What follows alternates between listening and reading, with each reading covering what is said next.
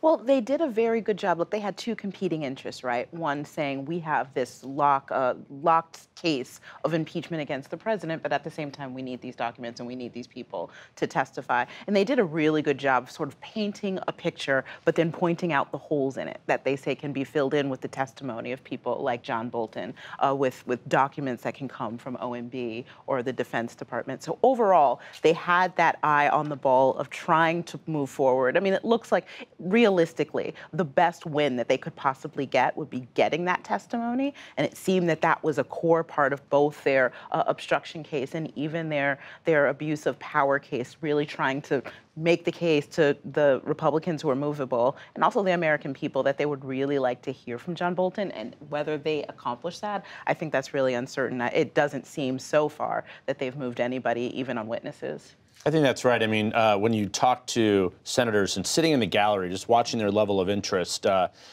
it's been a long proceeding, but you can just see the look on a lot of the Republican senators' face. They have their minds made up. What's interesting, as the week wore along, the White House made a decision to have the Republican senators out talking about the case. Oh, it sounds repetitive. This sounds old. We've heard this before. So we still don't know exactly what is going to happen between now and the end. We know the outcome of this almost certainly.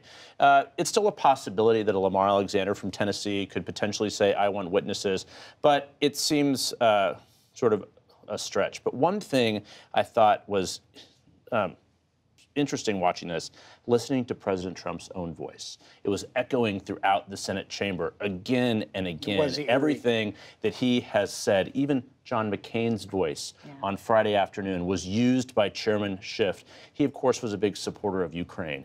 So the Democrats, I think, have put together a skilled argument, but this cake is baked. I think it's hard to imagine that Republicans would change their mind.